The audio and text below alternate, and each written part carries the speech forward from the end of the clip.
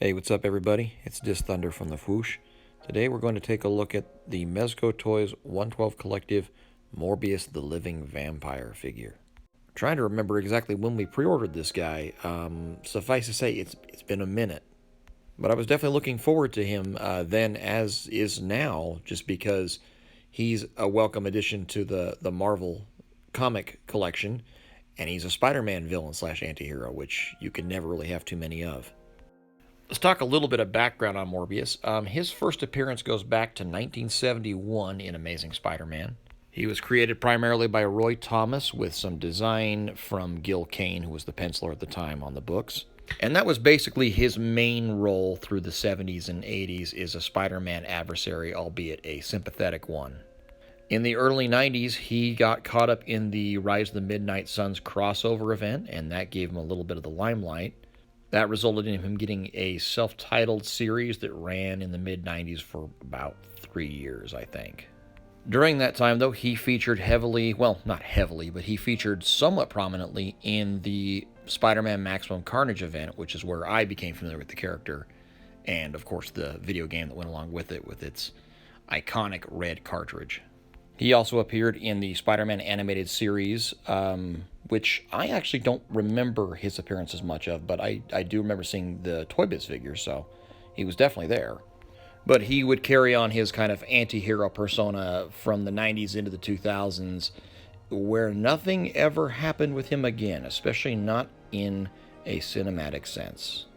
But obviously it was a natural fit to have him find his way into feuding with characters like Blade and Hannibal Caine, and other various vampire-related characters in the Marvel Universe. He also briefly ended up on a Legion of Monsters team for a bit in the, I want to say that was the early 20-teens.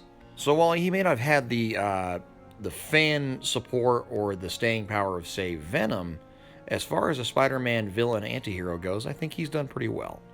Getting back to the figure, I believe this appearance is primarily based on his look from the 70s, other than maybe minus the red belt that he occasionally wears, or the red sash, which I kind of want to add one to, but it's accurate without it as far as I can tell. But you will find on closer inspection that there is actually a texture, kind of like almost a splatter pattern all over the reds and blacks of the suit that are very subtle but show up in stronger light.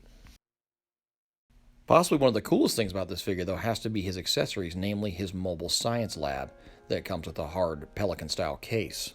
There's actually 3 layers to the lab. He has the top 2 that are for his scientific equipment, and then the bottom one is his weaponry.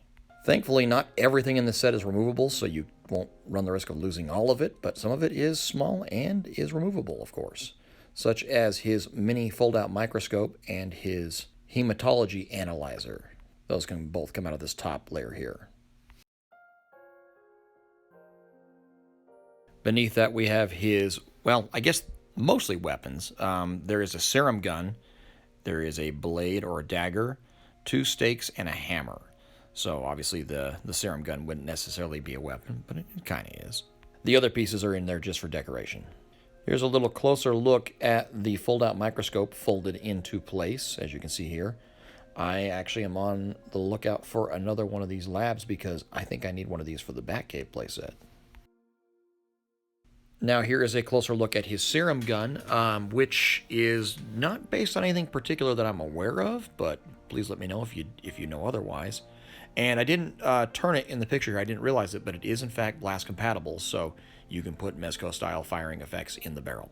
Here's a look at the dagger, stakes, and hammer with the serum gun all in its case once again, just, being consistent and trying to show everything. This is especially cool. The top layer with the test tube, mixer, and the mini computer have an LED function that run on that little cycle, as you just saw here. I like this effect quite a bit. This is very cool. I feel like I'm slightly out of my usual order here, but let's do size comparisons next. And of course, no better place to start than with the original Mezco Spider-Man, which I know some of you guys don't like, but I still really like this guy.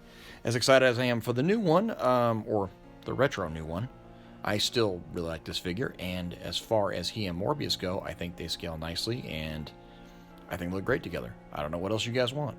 You're so hard to please. Now here he is with Blade, and I have to mention here, this Blade has the Daredevil boots on because I had intended eventually to make this one into a 90s style blade with a red shirt and the shorter jacket, and I didn't do that yet. However, in that case, having it in this particular format, I think this is actually an improved scale between the three figures. And then, of course, here is Supreme Knight Batman, just because that's the way I do comparisons around here. As far as his overall size and scaling, he feels very similar to Daredevil to me.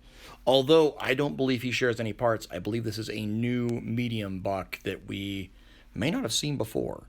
And to demonstrate that, let's go through the articulation. There is the usual ball-jointed shoulder and a double-jointed elbow kind of hidden by the suit. There's also a pretty good butterfly joint in there. There is the usual ball socket Mezco wrist, and the hands are actually a little more flexible than usual, which is good for the character as well. His torso joints, now sounds kind of stupid, but there's actually a lot of range, but because the suit has to be tied up by that V-collar, it's a little bit limited by the costume, but you can definitely tell the range is there. That is less of a problem on the lower half, where he has a great range out and a great range forward on the ball-jointed hips. He does have double knees, as you would expect. They feel like they don't come quite as far back as I would have expected, but I think it's still plenty decent. And then there is a pretty good ankle rocker pivot with a pretty tight joint there for his boots. I like that. And I think it sort of counts as articulation. There are 5 posing wires in his cape on the outlying edges and through the spines, and then there's a small one that runs along the top of his collar. Now, I've been told that this this top wire is a little bit fragile, so be cautious with it when you're posing it.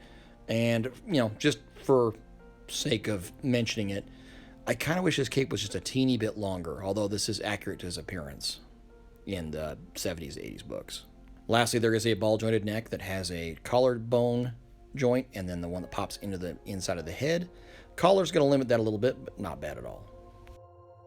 Lastly, as you've seen in different stages through the video here, we have 3 variant head choices. We have a stoic one, a open mouth one, and then a yelling fangs out look. All 3 are actually really good, which is great because Morbius is not exactly what I call an attractive looking character. Sorry, my guy, but the heads look fantastic. Okay, so down to brass tacks. Do we recommend this figure? Yes. I don't know who we are, but we definitely recommend this figure. He's a very nice update on a classic costume of a somewhat classic character, and he is an anti-hero / villain, which is always welcome. But if you're teetering on the fence, the accessories will absolutely put him over into the must-have one camp. And to do so, you can get on the wait list at Mezco Toys as usual, because I'm always late and stuff always sells out before I get a chance to look at it. So I'm sorry. But I recommend doing so, and if you are a Spider-Man fan at all, I think you owe it to yourself to try to track one down for a decent price. With that said, as usual, thank you very much to Mezco Toys for helping me get a copy to review, and thank you to you guys for watching said review.